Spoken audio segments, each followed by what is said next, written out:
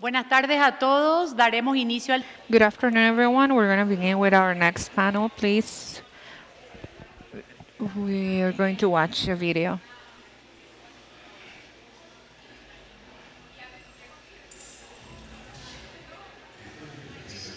Is artificial intelligence and fashion in fashion?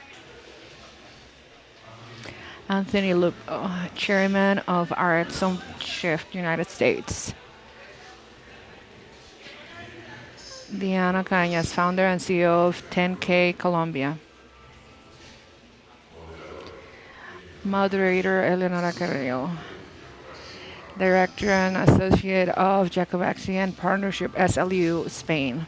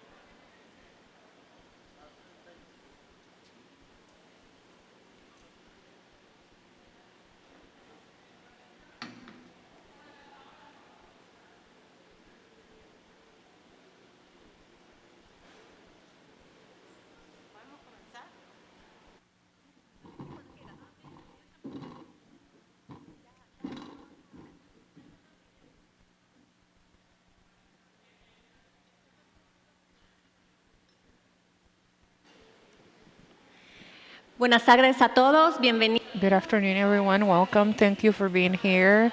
Our panel is Artificial Intelligence in Fashion and Fashion. Truly, artificial intelligence is a topic that is trendy right now, and it's a reality that artificial intelligence is more and more part of our lives, and it's more and more producing changes, innovative changes, and I will say revolutionaries in the market. In this panel, we're going to talk about artificial intelligence, focusing on what's going on in the fashion industry. The fashion industry is characterized with creativity, originality, and also the innovation for its content evolution and the need of adapting to changes. And what happens now that we have avatars, virtual reality generators of images that produce multiple graphics of high quality in matter of seconds. Surely the evolution of artificial intelligence in fashion sets great questions and great challenges for the businesses in the sector that need to adapt to these growing technologies. So it will not stay behind, and they can continue being competitive. Every time more and more we see brands that are breaking tradition, that are digitals and apply algorithms and tools, artificial intelligence tools, not only to design and create those models, but also for other things in their processes, their businesses, without a doubt, to create and design their products, their models, but also to optimize the chain of to create a more efficient productivity for a smart strategy for their publicity campaign to reach sustainability objectives. So before this new view, what are the changes that are happening? What are the consequences and the implications? Well, we're going to analyze and talk about it with our speakers that I will present in a few minutes. We're going to explore with them how artificial intelligence is transforming the world of fashion, how is this being applied by businesses and users, what are the advantages that are presented by these technologies. Our speakers are going to share experiences and examples of new business models that are being developed because of the usage of artificial intelligence and virtual reality. From a legal viewpoint, we're going to talk about different things that are related to artificial intelligence in the fashion industry, including the existence of new products generated by artificial intelligence that before was not even thinkable to be able to foresee that it could be created. What are the risks in intellectual property and other risks related to this? Businesses, designers, content creators, and the buyer. I'm going to present our speakers. I'm going to present them in the way they're going to speak. I hope that you take into account for any question you want to make that we're going to wait for both of them to present, and then we will have Q&A. Anthony Lupo, President of the Advisor of Administration of ARENTFOX. He is in entertainment, fashion, and technology. His clients include Warner Bros. Discovery, Pixar, and Oprah Winfrey Network in the entertainment sector. S.L.U, Valentino, Fila Lacoste, Diesel, and Christian Louboutin. And the fashion industry, Tesla, PlayStation, and LG in technology.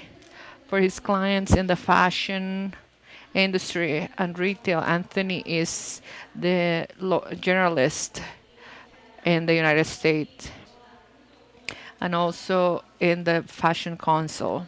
He's been recognized recently by Forbes as the father of fashion law. And in the sector of entertainment and technology, Anthony is completely dedicated to intellectual property and publicity.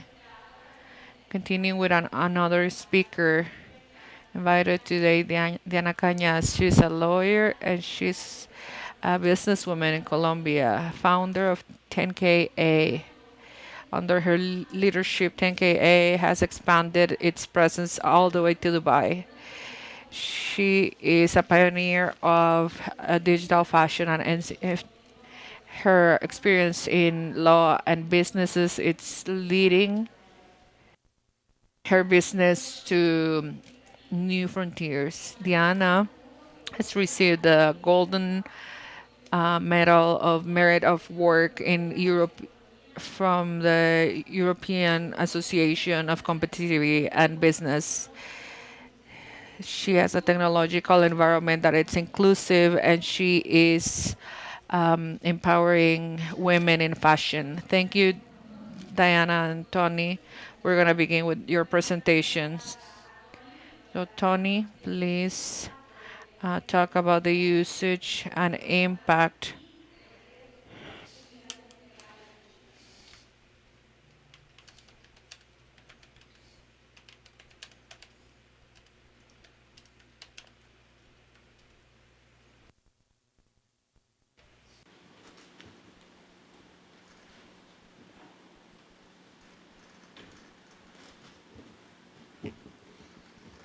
Good afternoon. So, Buenas tardes. talk about fashion. I want to spend a second on AI. Many of the topics about morals and ethics are going to be addressed at some point either by businesses or the AI will address it itself. I don't know how many people know Sam Harris, but he's a big thinker. He described AI with the following analogy. Imagine a dog created humans. He said, for the dogs, it's not a bad thing, right? They get shelter, they get food, they get love. Their life is much better. They have a medical emergency, their life is much better. But they cannot fathom what a human became. That's what's going to happen with AI. Our lives are going to be much better, hopefully. But we're going to create something that really goes on to something that, as humans, we can't imagine. However, we work with a company, Elon Musk has a company called Neuralink, and they just did their first patient where they put electrodes in to help fix somebody with Parkinson's and the like. At some point, Elon believes that we're going to be able to upload our operating system to go much quicker to keep up with the AI. So the topics we're talking about today, we're at the elementary level of what's coming, and it's going to come quick.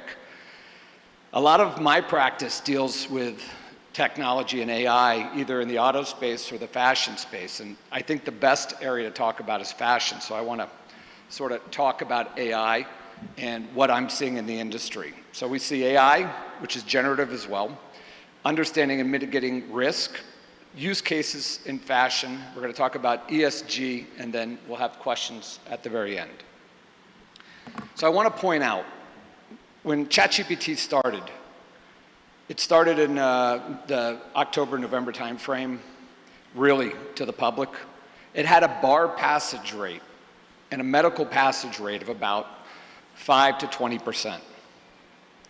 Within 4 months, when 4.0 came out, the bar passage rate went, as you can see, up to 65% and 75%. This is how fast this technology is growing. So whatever we're talking about today, we talk about copyright problems, taking images and the like.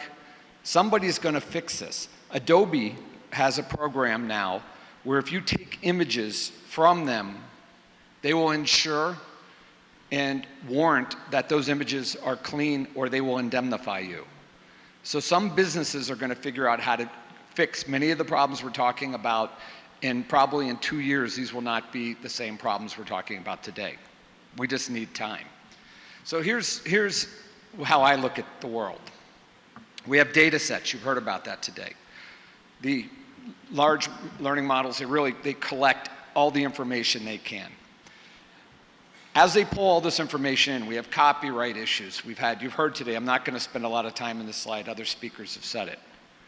All I will say is, at the end of the day, the case law is pretty clear. If we weren't dealing with AI, that this would be acceptable. There's a lot of cases that support the proposition that if you take material in and learn from it, and then put something out that's not infringing, that initial copying is not infringing. That's not what's going to happen, because I think the courts in a lot of countries are going to be very nervous about the existential threat of AI. So the courts are going to bend over backwards to try to make humans feel good about this. But it's only a matter of time, and I say this to all my clients.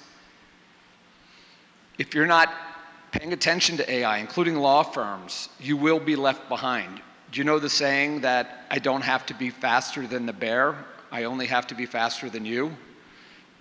That's going to be how it is with law firms, fashion companies, and the like. They don't have to beat AI, they just have to beat their competitors so that at the time they have adapted. One of the things I like to think about is for smaller brands, and Diana and I were talking about this. The larger brands, when I was in Milan about 2 months ago talking to a footwear brand. They have 30 people working for them that create the new design. So the head designer took the designs from 2020, 2021, and 2023, uploaded them into ChatGPT and said, predict what my 24 shoe designs are going to look like. Within 10 minutes, it had produced 50 designs. He then went back in and said, okay, I want colors red and green. I want to have a bigger insole. And within another 15 minutes, he had come up with 25 designs that he would have taken 3 months to come up with. So, but he's got 30 people he's paying for to create this. What's he going to do? He's going to have to fire a chunk of those at some point in time, or they will not be able to compete. You know that in the fashion industry, we're talking about razor-thin margins except for the luxury goods. So by saving 10%, 15%, that is existential for many of these brands. Now, a lot of the smaller Latin American brands don't have 30 designers. Maybe they have 5. they're going to have a lot more applicability to scale their product than somebody that's already made an investment into having a group of 30 designers. I just gave you one example. We're going to go through some more later. So the data set's under attack. We talked about the copyright issue. Here's one where you had Getty Images were taking, and if you can look, the actual AI itself took the word Getty and put it in both places. So you have to always have someone looking at these images that come out. That doesn't mean you shouldn't be doing it. And we're going to talk about what industries should be using this and whether copyright even matters. So I take the position with most of my fashion clients that I really don't care about copyright. How many times, for those who do fashion law, do you sue on copyright based on the way a shirt looks or a shoe works? Almost never, right? What are you suing on? Trade dress, trademark. That still applies. You still, remember, you need use, you need to be able to establish use, registration, and the like to do that. You can still get trademark protection in the shape of a shoe or the product design itself. You probably will waive the copyright, but for the savings that I'm going to save you, I don't think it makes a difference. That's an easy decision. The other thing you have to be careful about is confidentiality. So every one of you should be telling your clients to ensure that when they get ChatGPT or DALL-E or any of these other programs, they get the enterprise version to make sure that everything is kept confidential. Samsung, one of the people went to a board meeting, uploaded it onto ChatGPT and asked it to rewrite it. As a result, because they didn't have the enterprise version, Samsung lost the confidentiality, trade secrets of that. So I'd be interested, just by a show of hands for all the law firms in the room, how many of your associates are using AI to help them write something? This is an amazing tool, guys, I'm telling you.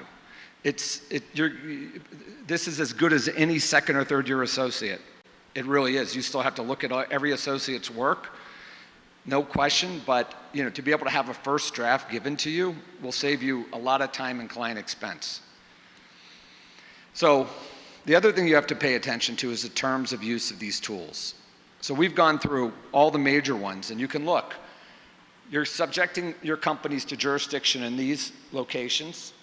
Are you giving a license to your IP to your competitors that also use the tool? These are all the things you need to be thinking about as you go forward and your clients start to use these tools to create new intellectual property. Did they waive their IP right, and did they give a license to their competitor? An enterprise version will avoid most of this. Here was an interesting case in the US Copyright Office. Somebody created a visual comic book, and they tried to file copyright protection. The Copyright Office said there was no protection in the designs, and she looks like Zendaya to me, so we have a publicity issue as well. But there is protection in the text that was written by them. So we're going to see a lot more of this coming forward, and you start to think about this. One of the other areas you heard Eleonora say I do a lot of work in is entertainment. This is a much bigger deal in that space than it is in the fashion retail space. If you're using AI to create your metaverse experience, if you're using AI to create a green screen for a movie, and you're filing a copyright application, you're going to have to identify which portion of the film or media was made with AI. That sounds easy, but it is not. It's very difficult. So we also have output risk. We've heard this. I think one of the speakers today was talking about one of their slides, and they were saying how many mistakes they made. Somebody has to be reviewing. Remember, guys, we're in the infancy.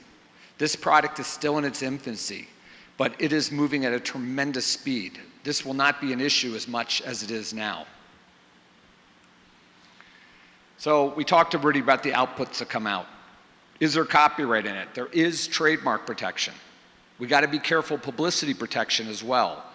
You've heard me speak on this case, and this is one of my favorite cases to speak on. So this was, Sega came out with a game, one of these dancing games. And at the end of the day, after the game had been done, they went to Lady Keir, which was in the band Delight. That song, Groove is in the Heart. And they asked if she would do publicity. She didn't even know this was out there. Of course, she ended up suing, and the court ended up ruling in favor of Sega, saying that she did not have one identity. She didn't always wear the same outfit and the like. So she wasn't able to prove that she had any recognizable protection in her look.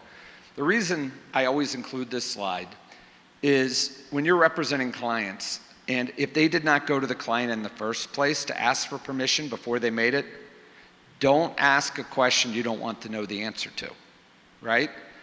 Because now they put this woman on notice and she sees money and she ended up suing and they had to defend it. Had they gone out and not had her publicize it, I don't think anybody would even known about it. So AI use cases, we're gonna talk about product design, marketing, virtual models, and product distribution and supplies. So some of the areas, I gave you the example about product design with my Italian client. But we're seeing it not only replace designers, but let's assume I have a situation where I want to be able to put out an Instagram campaign. I want to be able to put out tweets and the like. You can have the AI tool help on the marketing side and create the whole plan for as you go out with the design, and so that it's done at the inception of the design. As I'm creating this design, what am I trying to go out to? Here was an interesting dress Adobe did. So you want to go out with a black dress that night? Pow, you push the button. You want to go out and make yourself look invisible so the background is reflected? Pow, you push the button. Things are changing dramatically. This was a campaign we worked on with G-Star. This was their metaverse campaign. So they created this outfit for the metaverse. They got a lot of press from it. So the metaverse is being used as a place to seed many designs. Like I gave you the Italian footwear, they dropped 25 designs in the metaverse, and they wanted to see what their public thought of those designs. How they responded, they went forward and actually created the outfits. That's what happened with G-Star here. They did the same thing. On the marketing campaigns, so we talked about the ad campaigns. So imagine being able to go to the AI tool, and it's got to be run by the head of marketing, of course, but you'd say, okay, I want to have these ads created with this type of environment, and the AI tool can go and do that. We're going to talk about that, hyper-personalized bespoke marketing, customer experiences, and loyalty programs. So here was an ad Prada did. So there's nothing really that unique about this ad per se. A designer could have done it in-house with Photoshop. As you can see, these pink trees. That would have been about 10 hours of real good work, post-production and the like as well. This took a matter of about 15 minutes. And so you had to have someone still look at that and go in and tweak it. But it's the equivalent of in the old days where you would take a photograph, you go in the dark room and you would merge two images. Somebody can still do that, but boy, when Photoshop came out, everything changed. Look at the amount of time. I will predict this, with the coming of AI, you will 100% see a lot of jobs are destroyed, but there will be more jobs that will be created. So you just have to figure out, if you have kids, where they should go, where they should focus and the like. But there are jobs coming from this. This was an ad for a company put this together. This would have taken about $150,000 worth of marketing time and programming time to do this. AI came out with this with some tweaks in hours. Imagine the money they saved on that whole ad.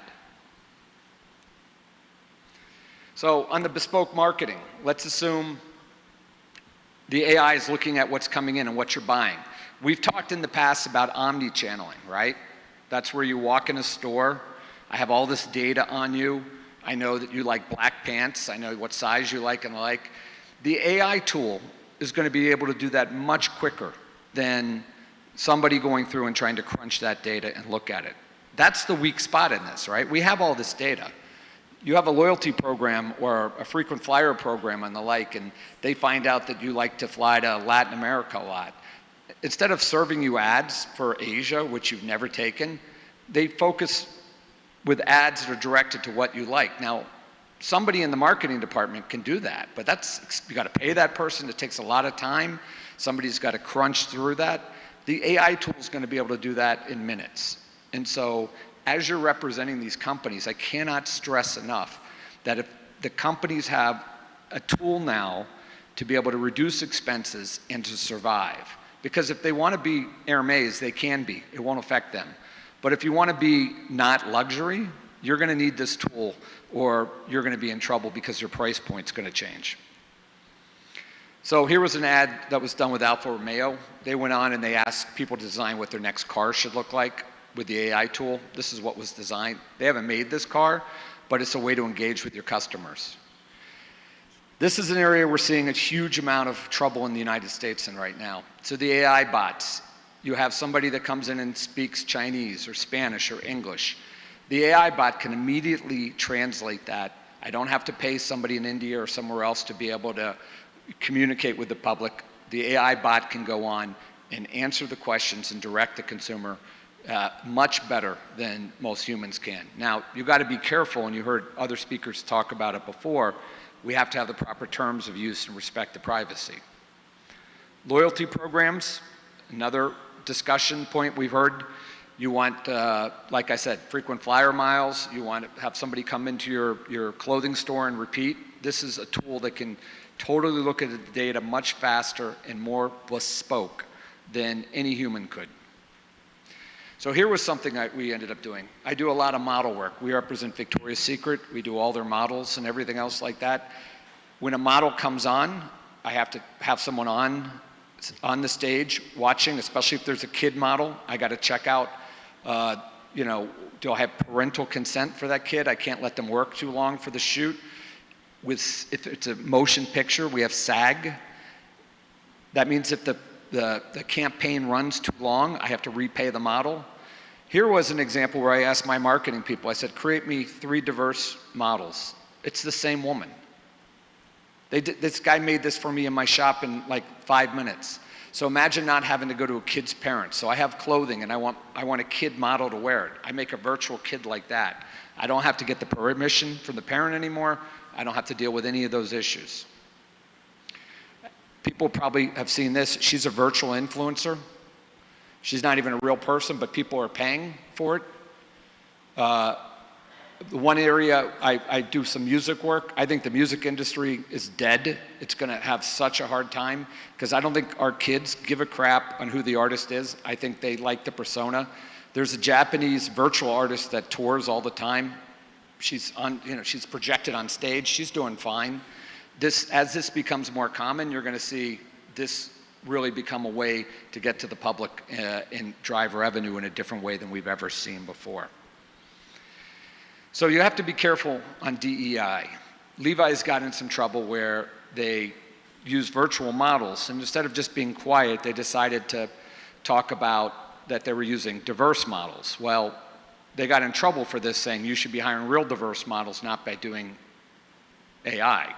So the lesson here is don't talk about diversity, but if you're doing all your models, make them diverse, but there's no reason to specify only that you're using this for the AI tool, because it created the impression you were not using the tool for non-diverse models.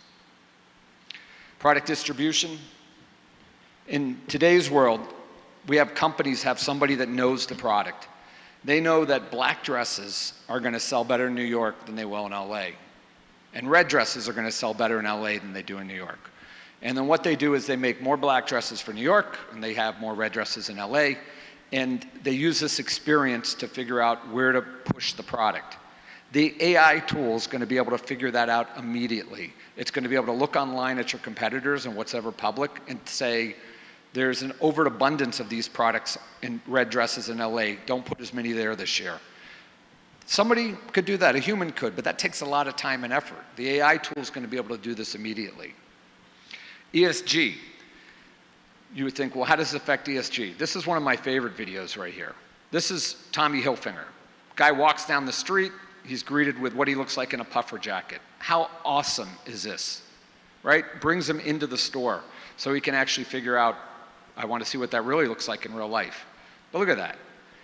The #1 expense for most of these fashion companies for shipment and e-commerce is the return of the product. So there's a lot more virtual tools now that you can go in, and this is a virtual fitting room. It's sort of the same.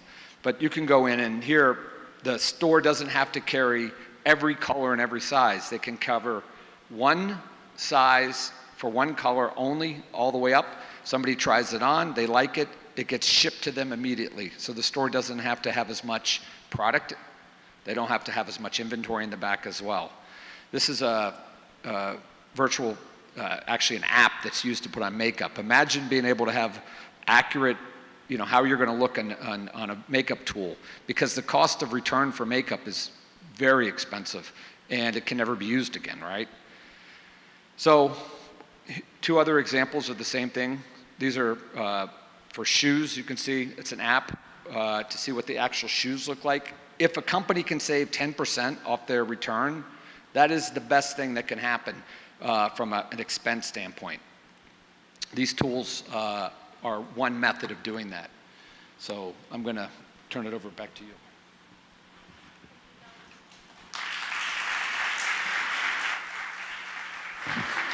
Thank you.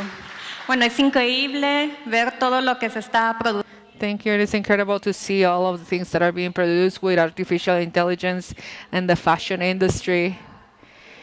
And it also has risks, opens doors to possible new cases and things that are very complex, and it's not as easy to identify the contents. Surely we have lots of questions, but we're going to continue with the presentation. I'm giving the time to our speaker, Diana Cañas. Diana, since we met each other, I told you that I saw you as the woman of the future, the business woman of the future. Please talk to us a little bit about your digital business, your business model, and your experience in the world of fashion. Of course. Thank you very much. My name is Diana Cañas. I come from Colombia, and my business network, it changed a lot after the pandemic. In 2021, I had to make a great change in my company. Before 2021, I had a traditional company. We have a shoe enterprise. We make our shoes in Beijing. We will take these shoes to different markets in the world as any other business person, like in Milan, in Milan. We were also in United States, in the Magic in Las Vegas, and I also participated in Turkey, and that was the expansion of my shoe business. And in Colombia, we were doing this weaving of international brands. But after the pandemic, I come from the United States event, and I come with all of these illusions and all these dreams that I had, and the pandemic comes, and then I had to close up for 6 months. We lost a lot of handwork and materials, and I try to go fast, but if you're going to make some questions, or do I continue? You can go on. But mainly I'm interested in your vision of the future. If you could share with us, what do you think of the challenges that fashion companies have and the fears, I can say, because we can be afraid of what is unknown. So all of this development that could be overwhelming of AI, what do you think are the fears of the business in these sections? So as business persons, we are always facing different challenges. I want to make an emphasis on giving continuity of what Dr. Lupo was mentioning, and it's how AI has come to make a change in old fashion. And this is how people do not need to try clothes in person, but they can see a picture or acquiring a design that AI can create. They can have this picture of themselves. And let's picture how many people do we buy clothes just to try them once, make a video. What happens if all of these people will just stop buying them if they can acquire it by an application with AI just to keep creating content. So besides dressing it in a picture, they can also have a video with motion. So this is part of the changes that come, and as business persons, we have to adapt and to know them in the future for the future. So here is something that we have done in our company in the different fairs that we have gone. And I was very lucky to understand technology of blockchains, a Bitcoin since 2016. When it was introduced to me, I understand it, and that is something that was very important when we start making all these changes of making the bridge of my company to make it phygital, what I call. That's the union of physical and digital. In 2021, two books changed my life, and I bring them here and I recommend to you, please read them. One is the blockchain revolution, and the second is the fourth industrial revolution. We are in the fourth industrial revolution, and this era is going to change as quickly as we can imagine, more than the past 100 years. We need to be aware of it. And in the blockchain revolution, mainly for you that are lawyers, this is very important because the blockchain is going to modify the law, and the blockchain comes definitely to change everything as we know in music industry, physical property, intellectual property. So it's very important. These two books, I recommend them. As well, I came to talk about what the virtual worlds are, but people still believe that metaverse is dead. That's what Facebook taught us in 2021 and beginning of 2022. But I bring this because the European legislation is trying to seek how to regulate these virtual worlds.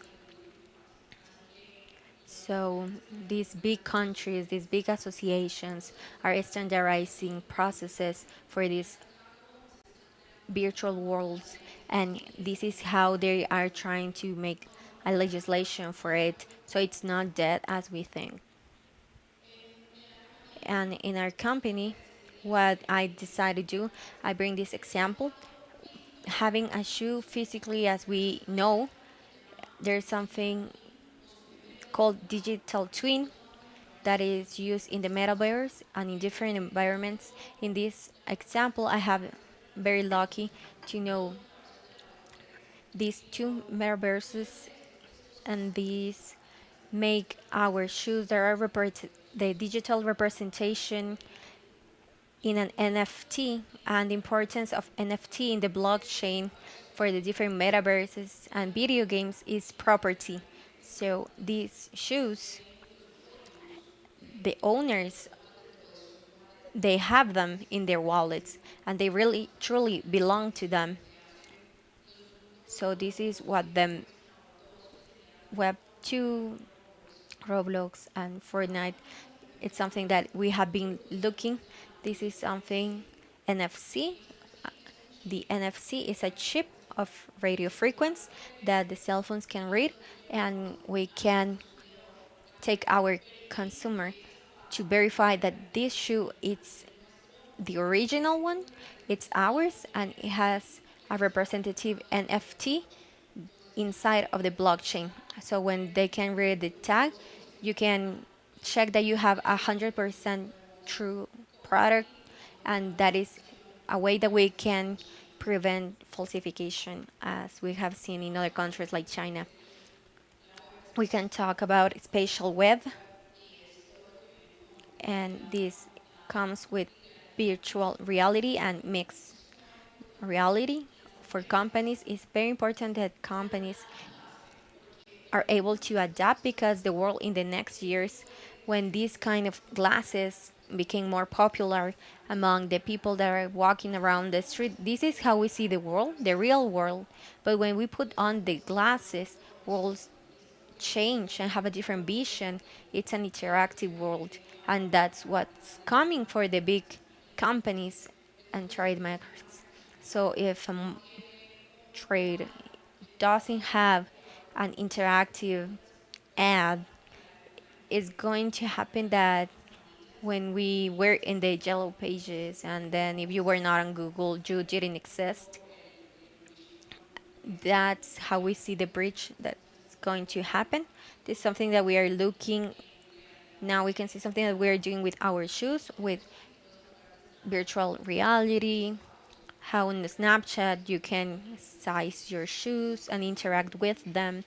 As Dr. Lupo was mentioning, we are also getting into video games because this generation C, they are already digitalized. We have here a map inside of an important brand that is Fortnite. So we have the user that is interacting with its NFT, and want we want that our products are part of the skin of these characters. And sometimes kids, I don't know if you have children, they rather ask for money for their avatars and the accessories that they can acquire for them. This is another video game called Roblox that's very big.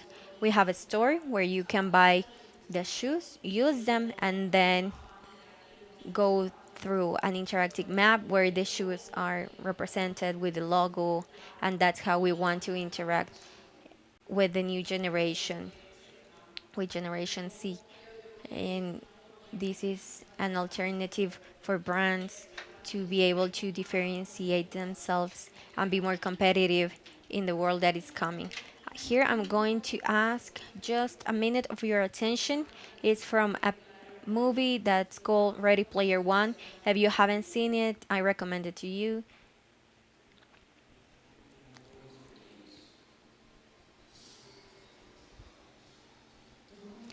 Everyone looks a place to escape.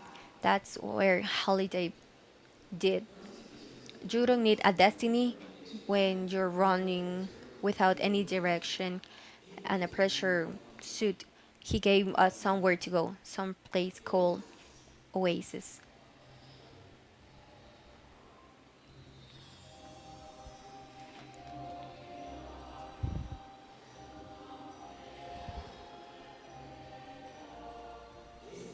This is Oasis, where limits of reality are just on your imagination.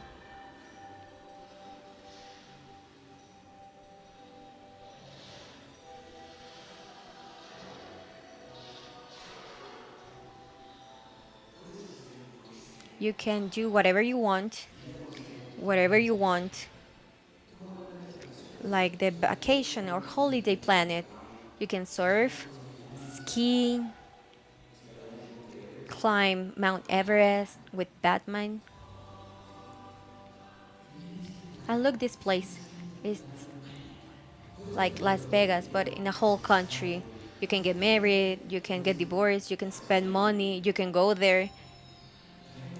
People come to Oasis for everything that they can do, but they stay because of everything that they can be. Tall, terrifying, another sex, another species, live action, caricature, whatever you want. Yes, that's me, my avatar. Until I want to change it. Outside of wanting to sleep or dream, people do it on Oasis. And as we are all here, it's how we make friends. This is the vision that I think we can face, and it's how we are going to live in virtual worlds that are completely submersive. And this is something that in identity that is going to change. This identity that we are going to develop inside of these worlds. This is the reason why in the ESCA we decided to create some avatars for our clients to identify with. I have an example here. As you can see in your left side, these faces, these are space that are done in Twitter and real audio that communities need to talk about a topic. All the people that come here specifically of Web3, they use an avatar on their picture. No one uses the real picture, and each one of these images identifies someone that belongs to a brand or to a community. So this is important that communities understand this in intellectual property. This is very important because in the era that brands are, we need to share intellectual property with our clients and holders, as we mentioned in Web3, that they can use the intellectual property and they can create projects of create projects that we allow them to.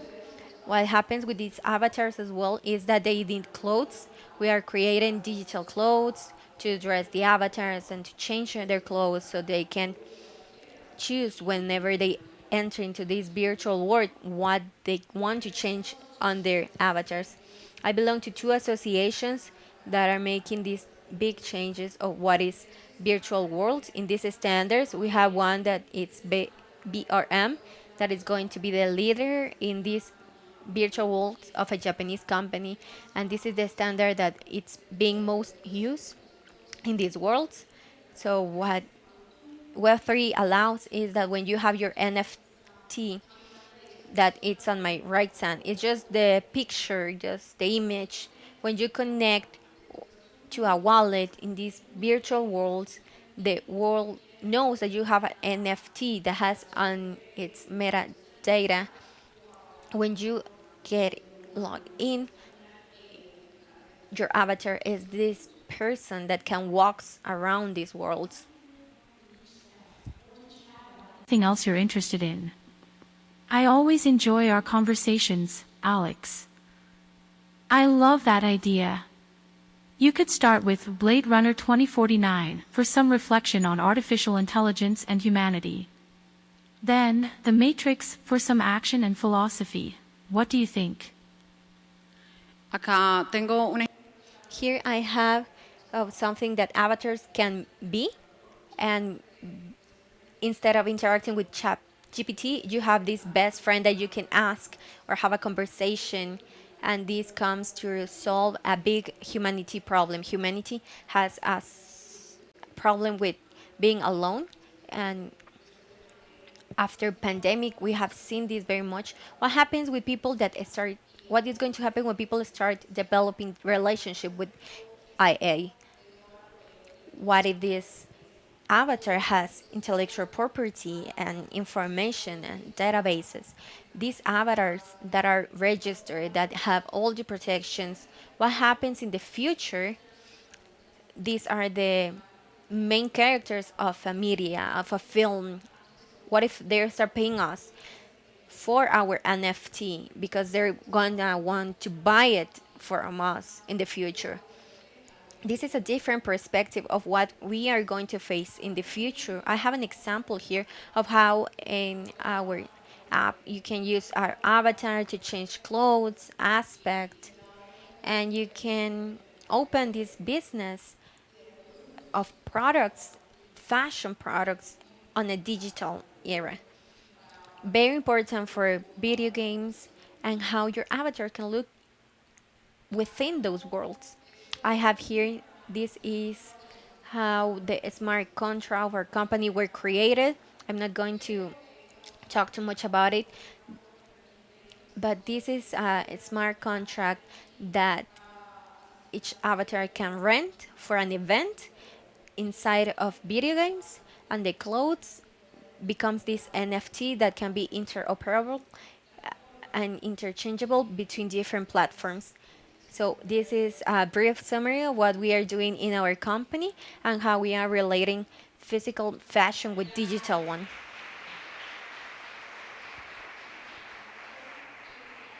Congratulations. Thank you for sharing this information and your experience. And on the face of all this technology, I come back to my previous question. What do you think are the fears that a designer, a business entrepreneur, let us think in Latin America, when AI has not been developed so much as in Europe or United States, I believe, what can you tell us about that?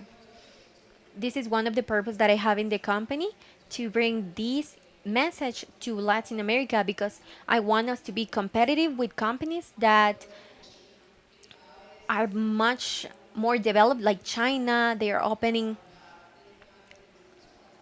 franchises. This happens in Italy, how China had these companies on Italy that are going all the way through Europe, and they buy these places, they establish in these places, and the same is going to happen in Latin America.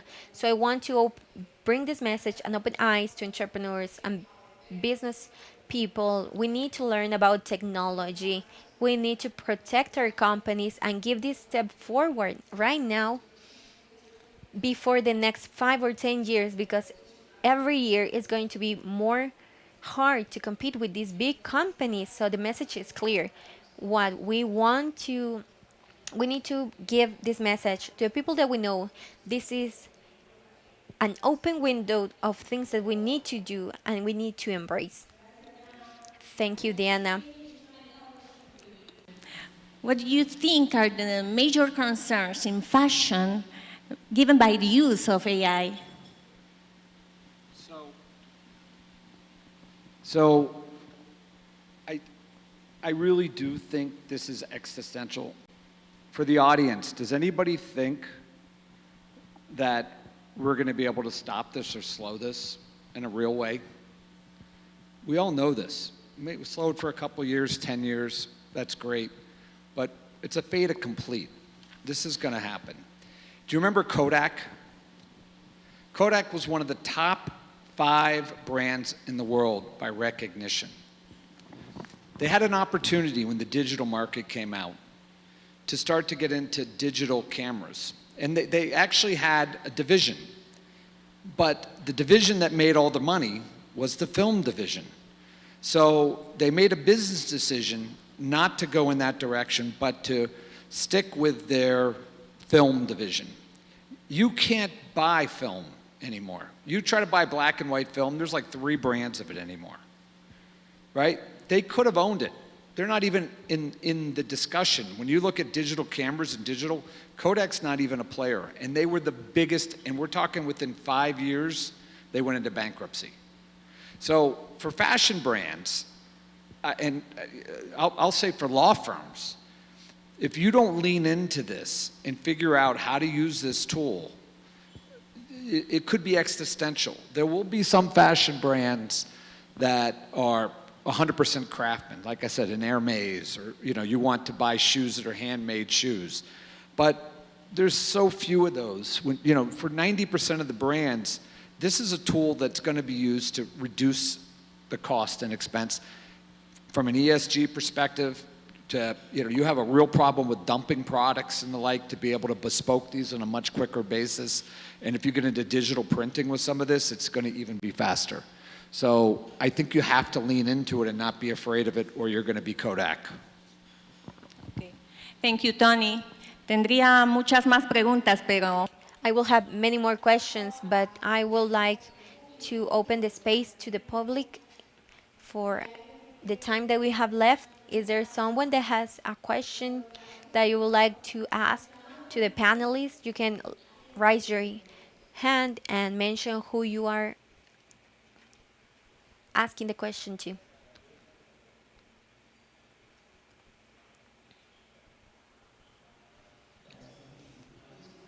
Be probably, for the both of you, maybe more so for Anthony. When we're talking about brand owners, and especially from enforcement and law firms, if we extrapolate these metaverses and we think of them as having not one, like on a controlled environment like Roblox, but think like 100, thousands of these well-connected multiverses and metaverses. And the possibility now that brand owners can actually start marketing and making money of their brands within these digital worlds. What about enforcement? What about infringement? I mean, this is code. And the way I think, code is code. And if somehow administrators find out that there's some sort of infringement because there are platforms that allows the users to create their own clothing and whatnot. So I guess you could just easily turn that code off or whatever. What are your thoughts about how this is going to be affecting our practices in terms of enforcement and infringement? Thank you. So, hear me? I think that copyright is not going to be a mechanism you're going to be able to use in the future for a lot of things. And, I mean, what's the basis of copyright? What's the quid pro quo? I'm going to let you recoup your expense for something you created. Steve Jobs went into his garage, put all his money, spent years creating a computer. I want to make sure that he recoups that investment. If you go on AI and you're able to create that within 15 minutes, I don't think the public, it's fair to give you copyright protection for that long period of time. However, where I think the real protection is going to come is on the trademark, trade dress side. I think that's where you're going to really focus. You're right, code is code. But if I have a code to create a Nike shoe, Nike might not have a copyright, but the final product infringes on the trademark trade dress. So you will still have a ground. Trade dress and trademarks will become much more popular as a tool for protecting the public than patents will or copyrights, I think, going forward. Thank you, Tony. ¿Alguien más quiere hacer? Someone else has a question?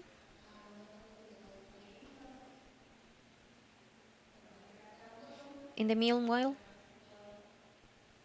Any additional answer? There's one, please.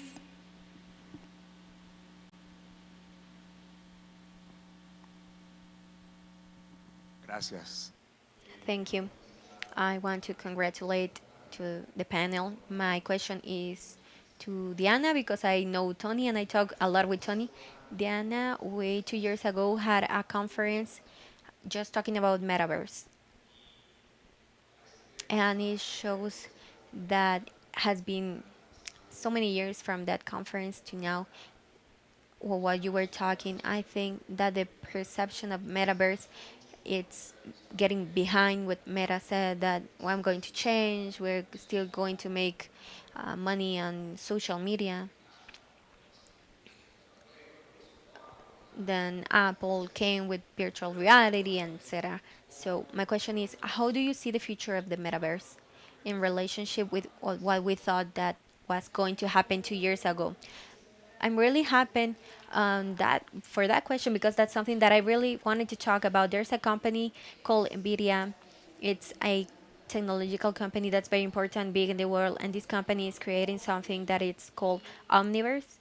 And what they are creating is to replicate the companies of manufacture in the real world. So they're replicating a company of BMW exactly the same, but in the Omniverse, what they are doing is that's where they are going to train AI. These are the digital twins that I was mentioning because AI is going to train the company to tell them this process is not working efficiently enough. This is how you should do it. I think that's what's coming for the metaverse, and a big example, and we can see it, of a digital twin is Google Map or in Waze. It's a copy of our roads that has more intelligence, and they can tell us where we should go in real time. That's the Omniverse and the metaverse that is being created. Thank you, Tony. About the metaverse, it's limiting to think about it only for digital twins. The metaverse has two other elements that are going to be very important. One, blockchain, which you mentioned. Blockchain is going to be, I think, embedded in most companies as they start to go forward from an ESG perspective. There's a lot of new laws in the United States for fashion companies requiring that they figure out where everything was sourced from. So the blockchain will be used for that. And the second is crypto. AI can't go into a bank. They can't figure out how to set up an account. All transactions in the future will be a crypto type transaction, which is also metaverse. That's way ahead of the game. So you're going to see a convergence. I don't think any of us could predict what it's going to look like, but the elements of the metaverse are going to absolutely make themselves into AI. And I think the metaverse, the companies that started on the metaverse and put energy there are going to be farther ahead in AI than the companies that didn't. Sorry. Thank you. I want to hear you, to hear your opinion, because you were in the metaverse panel. We were together in the panel, so it was interesting to also have your view. And going back to the trademark and legal issue, so I understand your view is that trademarks and trademark risks are those most relevant given by the use of AI. So what do you think are really the most important steps that companies can take to mitigate risks? And do you think it's also important, the legal issue about uncertainty of authorship of generated works generated by the AI? So I'm in the minority here, there's no question. But I ask you, all of you who have been trained as intellectual property lawyers, you learned why intellectual property was protected, right? It's a quid pro quo. I want to encourage my investors and my entrepreneurs to invest the money to create something good for the public. And we figure out what's a fair amount of time to do that and the like. If AI is creating this tool, if AI is creating something, then the public is benefited, and there's no reason to reward a company for that. There will be elements where I think if I had to predict, you're going to see elements that, like software, where you put in pieces and you almost have in the US, it's called the abstract filtration test, where we get rid of all the stuff the AI did and we look at what you did, and there's some level of protection there. That could be a way for copyright. But trademark, trade dress has a different element. It's there to protect the public, right? Copyright's not there to protect the public. Patent's not there to protect the public. They're meant to incentivize people to put it in. Trademarks are also made to, incentivize the companies to invest in it. But really, it's also there to protect the public. So the public understands if they're doing certain things or buying blue pills, they understand there's not a confusion, they can't get hurt. So I do think you're going to see trademarks as the predominant, and trade dress as a predominant mechanism. Okay, thank you.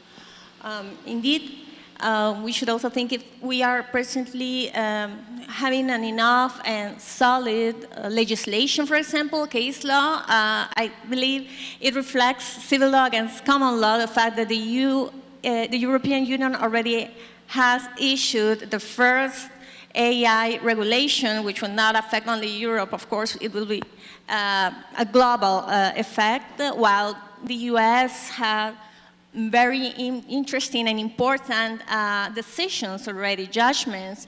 I would like to also mention one pending matter, the Shein case, for which this fast fashion retail is being sued by not only a group of small artists accusing Shein because they are imitating their artworks, but also big entities such as Uniqlo and H&M has also sued Shein. And we should think China is such an important market if we think of the market share with Europe, with the US, with the whole world. So do we have enough tools, or maybe the AI will help us also to have more sophisticated elements for a quick, fastest enforcement, for example?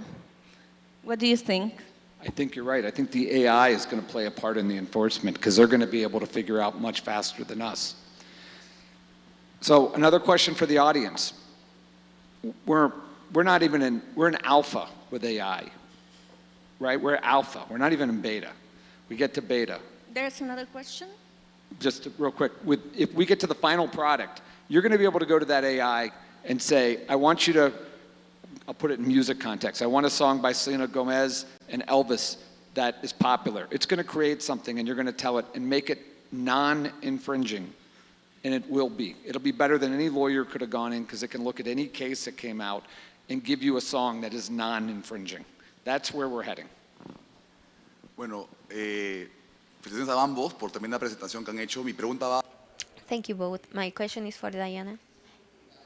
This is a comment that got my attention while you were talking about protecting intellectual property. My question is, how do you protect your business? What tools do you use, or when you share, it means not protecting? My company, its owner, and has register of the intellectual property. What we do with our holders is sharing, and I'm going to give you an example. One of my holders, it's owner of an NFT that distinguish themselves because of the expressions or the image that he has created. And in the Web3, he decides that with the Web3, he wants to make a hamburger company using this avatar as a logo with our image. So we make a case study of the proposal that our holder has, and we authorize the right to use the brand, this case the avatar, 500 to 1. It means that 500 had different avatars, so they want to have this t-shirt with the avatar printed on it and distributed it. They can do that. Yes, I think this is something that the brands are need to understand. We both win. There's a community that could benefit from what you have created. Thank you, Diana. We are going to conclude this Q&A, but before finishing, I want just to take a minute to announce the launch of Fashion Love. We will have our first sustainable fashion contest. We are going to share the details of how you can propose an article in this important subject of sustainability. And from now on, I invite you to be aware of it, to participate, and also to be a big round of applause to our panelists.